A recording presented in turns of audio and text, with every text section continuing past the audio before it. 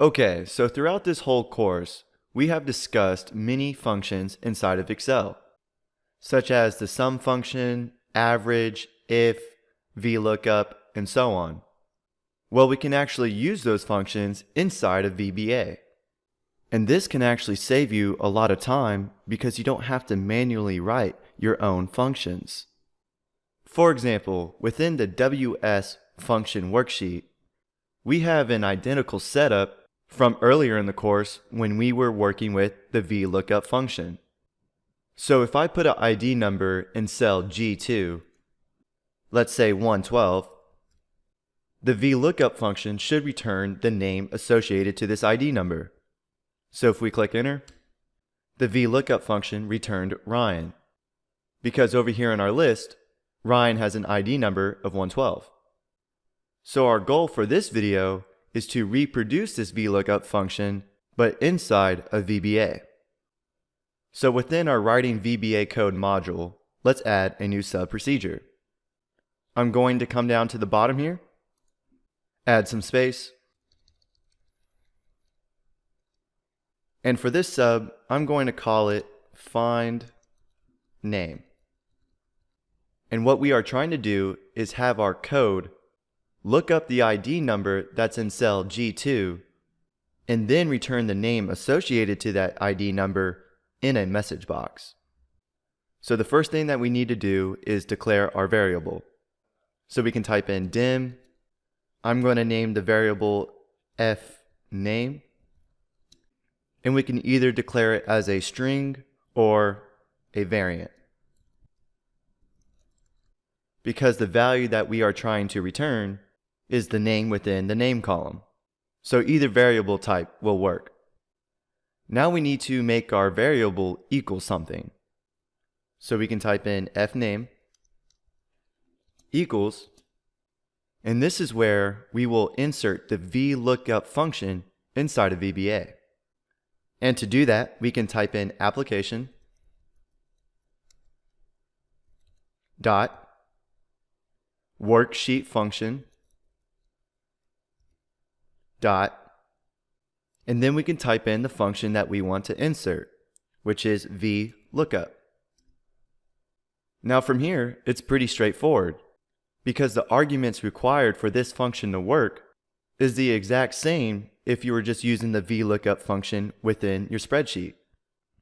So we can put open parentheses, and the first argument is the lookup value. And our lookup value is our ID number in cell G2. So we can type in range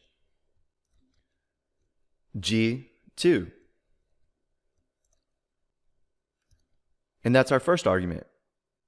And our next argument is our table array. So we need to specify the range of cells that include our table. So we can type in range, and our table goes from A1 all the way to D14, which is this range of cells on our worksheet, A1 to D14.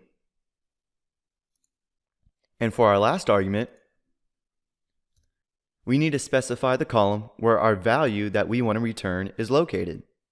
So we are trying to return the name, which is in column 2. And since we are trying to find an exact match, for our last argument, we can put comma 0, close parentheses.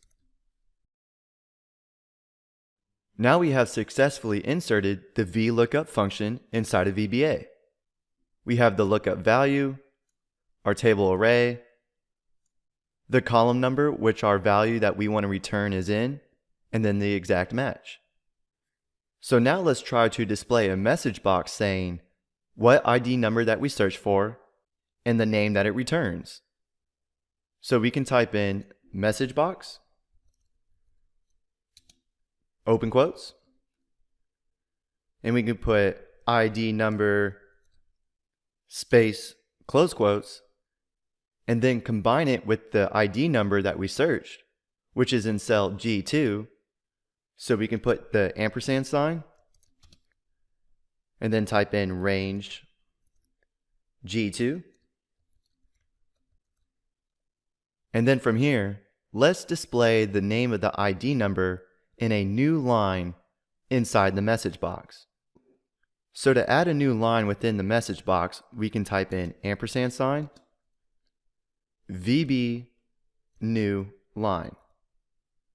And once we run this sub, you will have a better idea what this expression VB new line does inside the message box.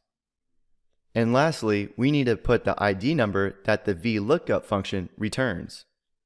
So once again, we can type in the &. And for our ID number, we can just type in our variable, which is fname. Because fname equals this VLOOKUP function. And that's it. So if we run this sub, we currently have the ID number 112 inside of G2. And if we click play, our message box displays the ID number that we searched for was 112, and the name associated to that number is Ryan. Let's do another one. So if we change this ID number to 119, our VLOOKUP function returned Jack inside the worksheet.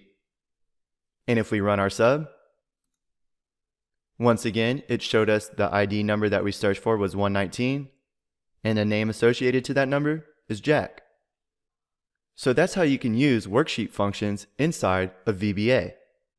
All you need to do is type in application.worksheetfunction and then insert the function that you want. And that function will require the same arguments as it would if you were just using that function inside the Excel workbook. And the advantages of using worksheet functions inside of VBA is that you can change these function arguments to be more dynamic by using variables. So if you wanted, you can change these arguments using variables based on a value that a user puts in an input box, or based off an if statement that you use in your code. Meaning that if this condition is true, use this variable for this argument, but if it's false, use this other variable for one of the arguments. So hopefully you can see, utilizing VBA, you are able to create a lot more dynamic functionality inside of your spreadsheets.